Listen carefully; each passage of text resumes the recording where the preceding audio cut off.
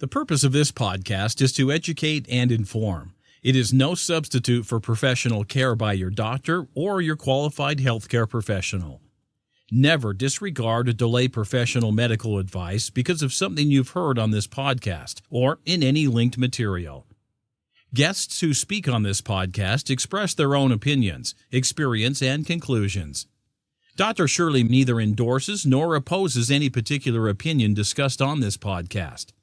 The views expressed on this podcast have no relation to those of any academic, hospital, practice, institution, or other entity with which Dr. Shirley may be affiliated. Welcome to Forever Fab, the podcast on fashion, the art of living, and all things beauty.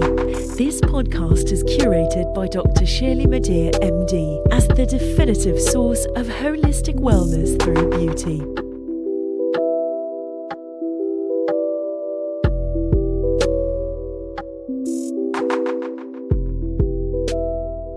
This week's episode is dedicated to redesign. The topic of this episode of Forever Fab podcast is Redesign Your Life. The choice is yours. This is my interview with the illustrious Carmelina Baccari. Hi, Carmelina. Hi, Shirley. How are you? Oh, thank you so much.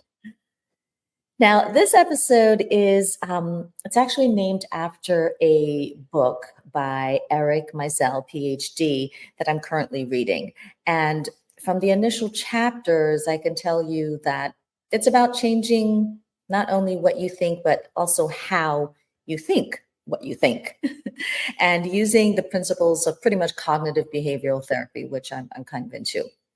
Now, on the back jacket of the book, the author, includes some information that ultimately, if you follow, his advice and read the whole book, ultimately his advice is going to help you do a number of things. Now, I have yet to get through this book, but he says, quote, following his recommendations will help you increase your creativity. It'll help you heal from past trauma. It'll help you achieve emotional well-being and live your life purpose. End quote. That's what he says. Now, some people like me need a book, right, to help them get through such a transformational learning experience. But other people may not need a book at all. They just live it and they just seem to figure it out and get through it and come out #winning, like thriving. So my guest on today's episode of the Forever Fab podcast is such a person.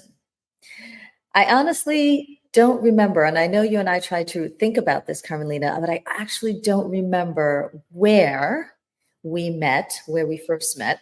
It must have been through socializing, somewhere amongst friends, someplace fabulous, because you're fabulous and you go to fabulous places. You remember?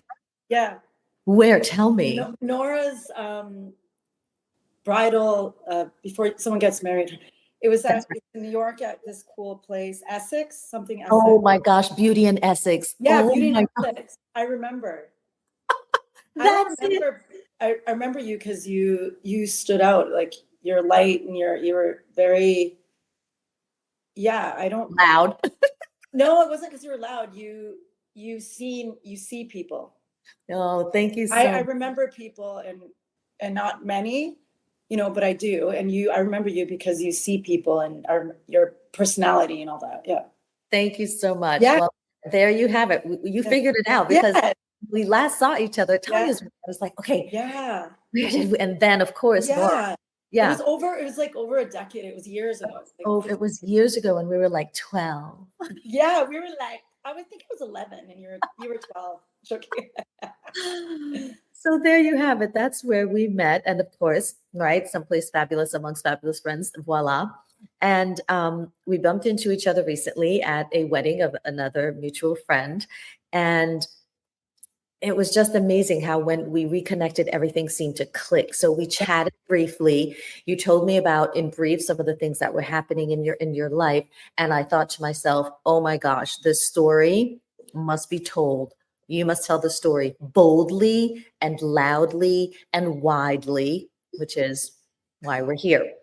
So I believe your story is a tale of redesign, reformation, and resilience. And it's also, though, one of choice, right? It's one of choice, it's one of healing, self-love, and the paradox of losing yourself in order to sort of recreate or find yourself. So I hope I'm summarizing that. You are summarizing it. Excellent. So everyone, listeners, Carmelina joins us today via StreamYard to tell her full story in her words. So welcome, Carmelina. Congratulations on all of your success that I can't wait for you to share with everyone. And thank you for becoming a member of this beautiful Forever Fab community. Welcome. Thank you. Like, honestly, thank you for having me. It's hard for me sometimes to be seen. I'll use the word seen. I've worked through those childhood, my own childhood, not triggers, it's such a word used commonly, but where I brought that in my adult years. So I'm embracing, even when you asked me, do you want to be in the podcast? And I've been on a few podcasts and I love it. I'm getting more comfortable being seen and sharing my story. And obviously I want to inspire and help others as well. We spoke briefly at the wedding, but it was so intense and amazing because you asked how I was and what's going on. And I'm not just going to be like, oh, I'm good. There's some changes and we caught up really in like 7 minutes. I know. So the last time I saw you till now, I beat cancer. I'm a breast cancer warrior. Absolutely. Congratulations. Thank you. I lost my brother to suicide a year ago. Wow. I didn't know that. Super, super hard. And I left a 16-year relationship 2 months ago. So it's good, but I'll talk about cancer because that was my biggest shift. Okay. So let's start. Yeah, I'll let you. There's a lot to talk about, and we're going to get right into it. But let's take a couple of steps back, or maybe several steps back. Yeah. And you mentioned, your childhood and the triggers. So tell me a bit about your childhood. Like, where did you grow up, and how would you describe your childhood? Okay, so I'm the second of 6 siblings. The brother I was talking about was my sibling number 6. Okay. Beautiful soul, beautiful light. So my parents, my dad's from Italy, my mom's Canadian, so Métis, she's a mixed culture. Beautiful human, both parents beautiful humans, just very toxic together. So I grew up in that fine line between love and hate. That was them too. 6 kids, back and forth, I'll keep it short. I'll give you a little like Cole's notes. 16 different schools, always moving, my mom leaving, going back, moved to Italy from elementary to junior high. Then my mom left my dad while he was at work, brought us back to Canada. So very not rooted, very on survival mode, with money, no money, welfare, food hampers, women's shelter. It's not a, I don't say this in a victim way. It's made me who I am. I'm very emotionally intelligent. Yes, you are. It can be a double-edged sword because I can feel someone's hurting. It affects me. So a very unstable, very, 2 people together, my parents, two wounded people together that just didn't know what they were doing, but it affects and I took over kind of that older, mature, responsible mothering role. Yeah. So at a young age. Yeah, very young age. So to be honest, I'll think of the good points of my childhood were my dad showing me like what filet mignon was. He's an amazing chef, very cultured, Renaissance man, but also like there was a lot of violence in the home. But I will just take the good and try to leave it back. But I didn't really have a childhood that was like, oh my God, like it was always survival mode. Like, yes. Yeah. So if you were always in survival mode, you had so much going on. There was lots of energy swirling all around you. Yeah. Where did you find your peace? Where did you find the chance, the space, frankly, to dream? And when you did, what did you dream about? It took me years, actually. It's like, I was kind of non-committal, but I had long relationships, but one foot in, one foot out. Not that I was cheating or anything, just scared of commitment. And I would put it was hard for me to let go when something was not working because of my childhood. I wanted to create the roots, even if it was on quicksand, Yeah. because I never had that. So I found it. I started my healing journey later in life. I went through a lot of partying. Like I tried cocaine at 30. Not that I had a problem, but I went through this phase of a lot of growth. Yeah. Of partying and like just going off, and then I was like, what am I doing? But it's like just putting a band-aid, trying to. Yeah. It was escapism. It's escaping without even knowing what I was escaping, but a lot of abandonment was coming up in my. So my real healing was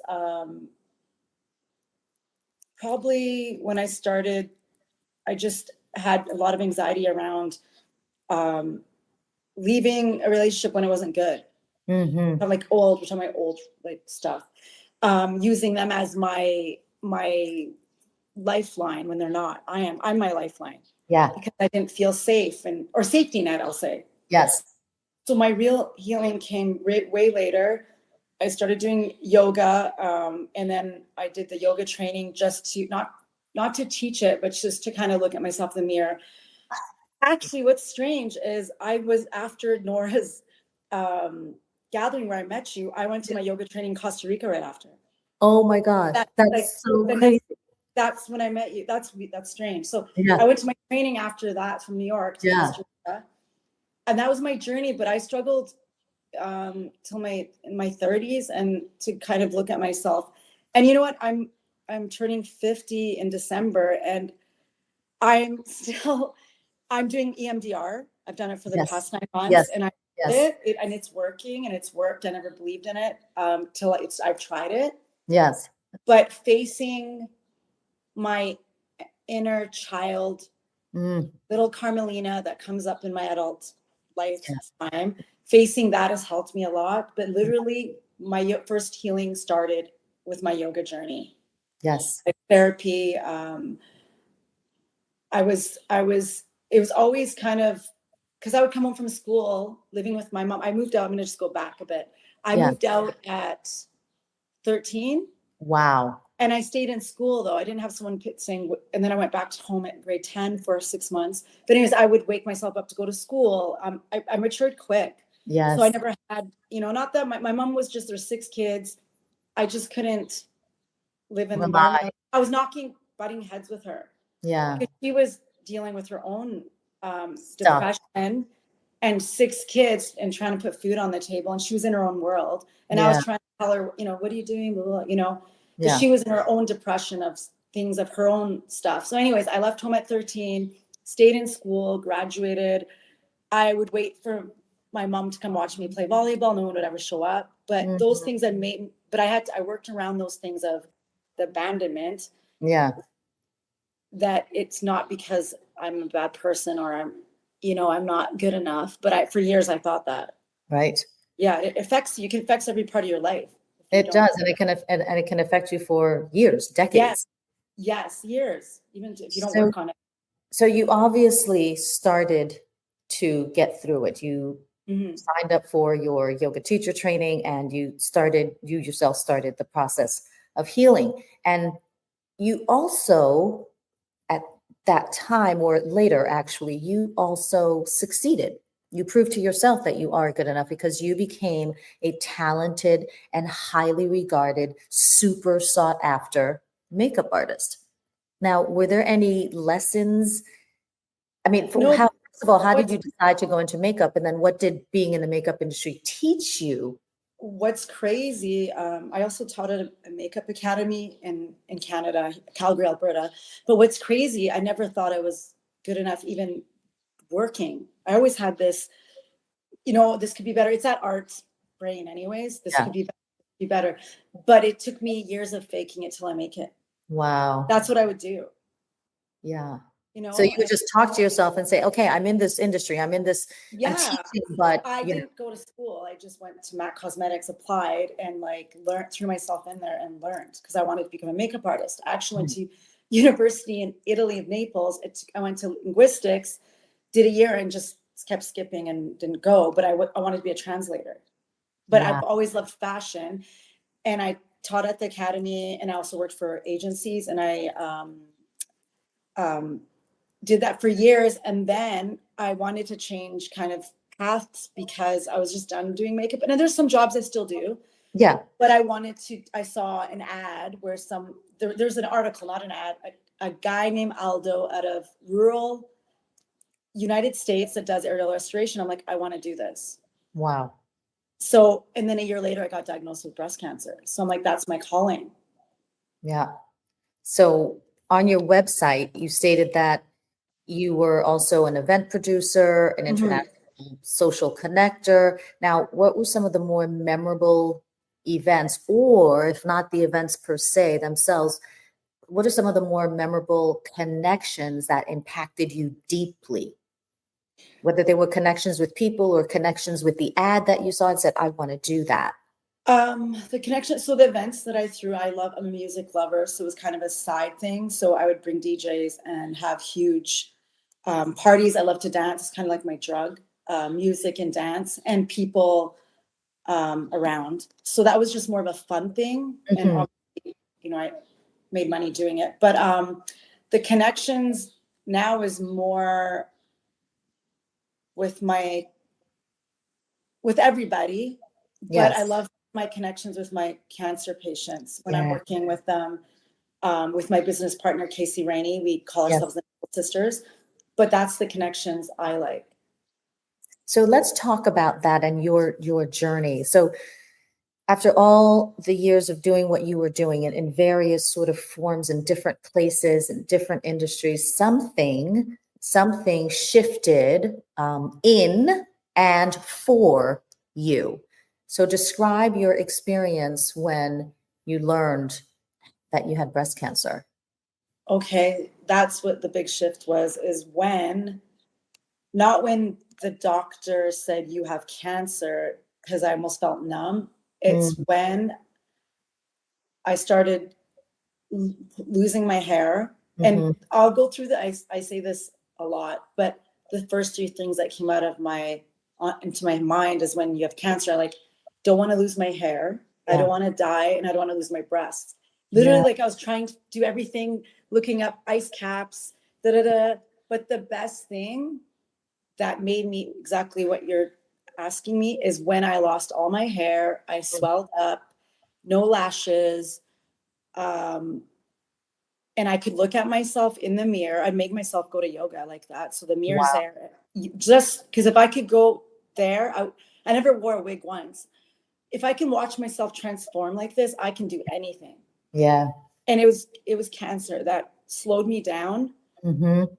And it was a gift. I know a lot of people might think this is crazy. It was a gift. Slowed me down because my nails would fall off. Yeah.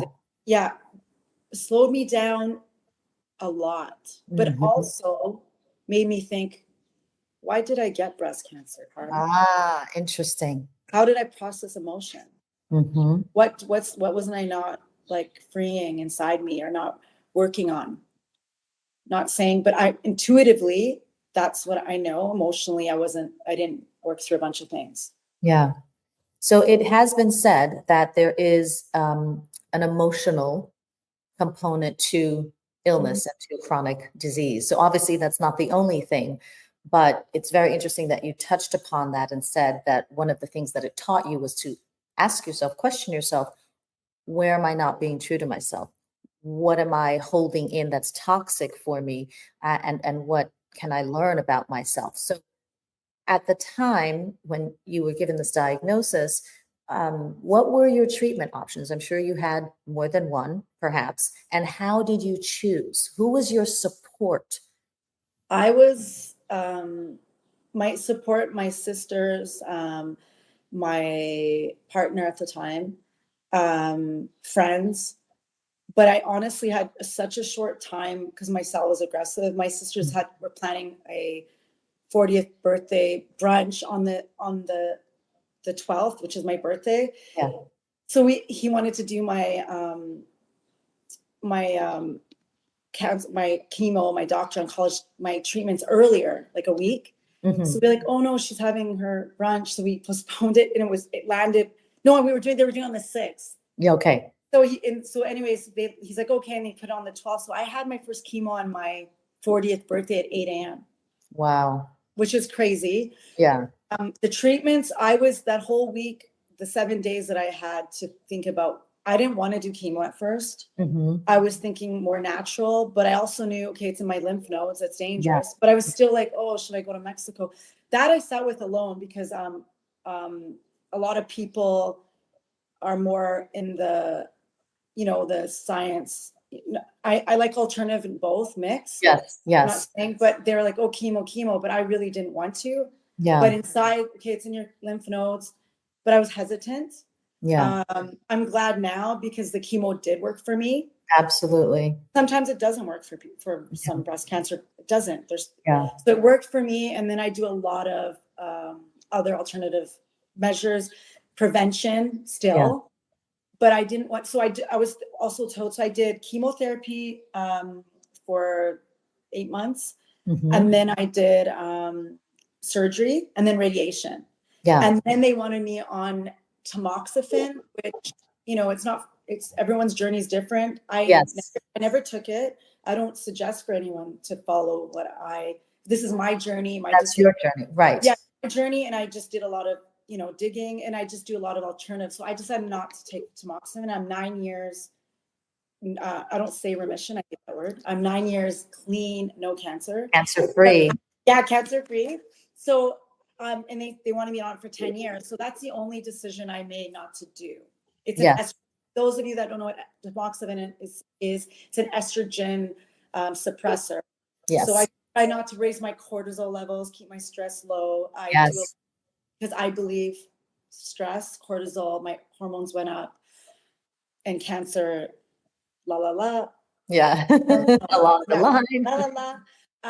But that's what I believe, and I feel that. So Yes. I just now, just like, I don't drink at all. I just try to be calm, have a calm life. I try to not be around or think toxicity. I'm a human. Yes, of course. Yeah. I'm trying to change those neural pathways still. Yes. Yeah. It's all neuro. It is, Shirley. Yeah. Neuro. Completely. It's crazy how it's connected. Like, it's crazy. I know. I mean, and granted, I learned about it in medical school, but it's still fascinating to me how relevant it is and real and so important. Okay, so now when you emerged cancer-free from your experience as a cancer warrior, you shifted again, actually, and then you chose to become a woman who thrives by redesigning your life yet again.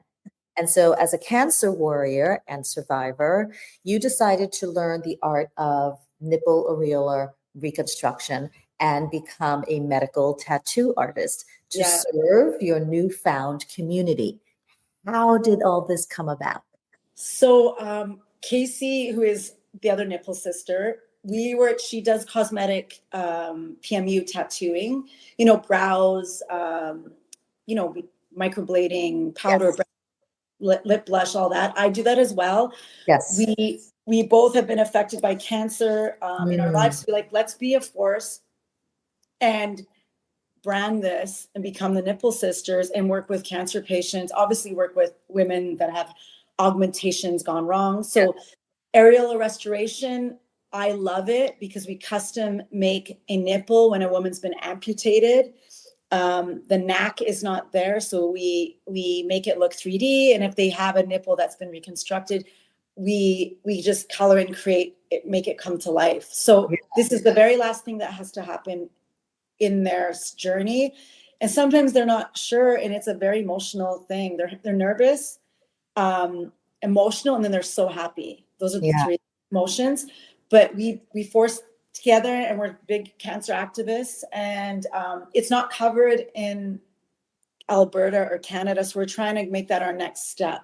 Good for you. So women, why do they have to pay for this? Like, it's the last thing of their emotional journey. Because we pay for so much Exactly. throughout society and throughout history. Yeah. Do we pay so Yeah. much?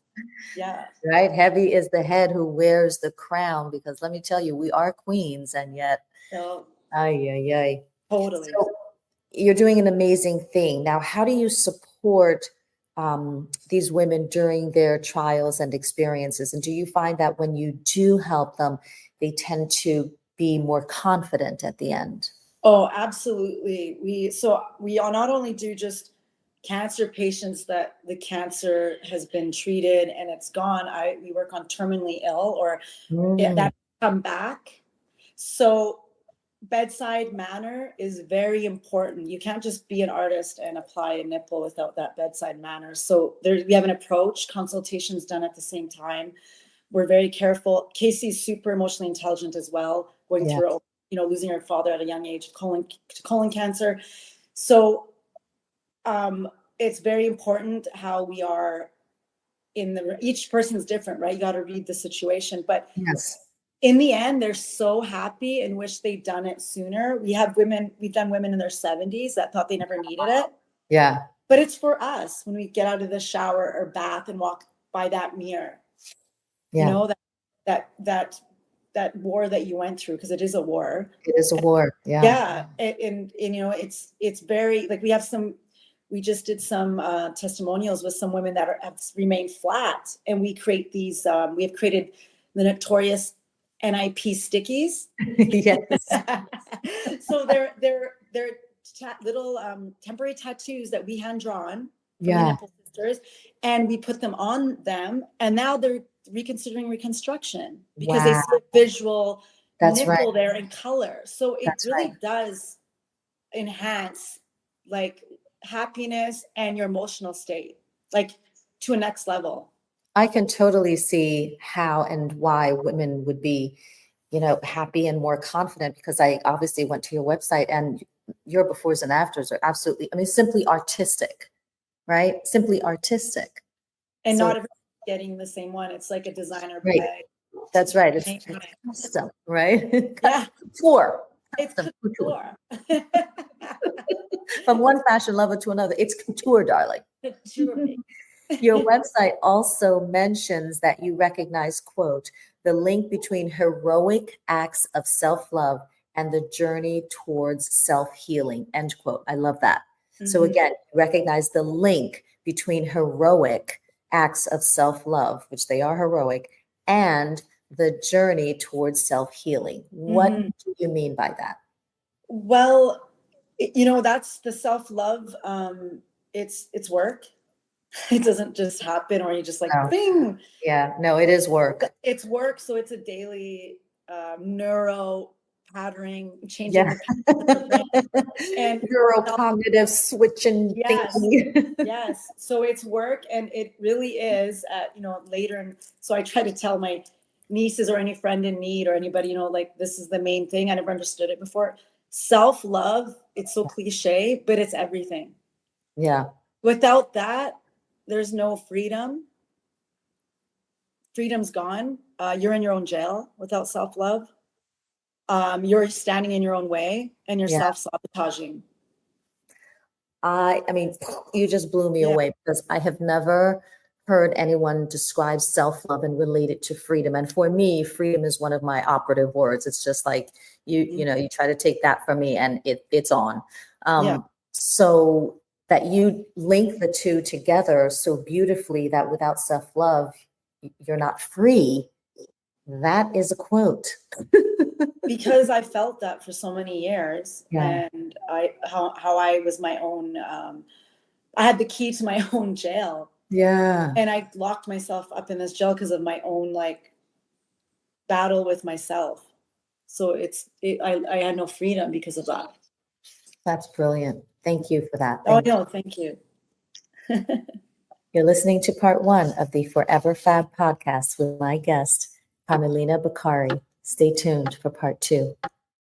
Thank you for listening to this week's episode of Forever Fab, the podcast on fashion, the art of living, and all things beauty, curated by Dr. Shirley Madeir, MD. Live beautifully and help make the world a more beautiful place.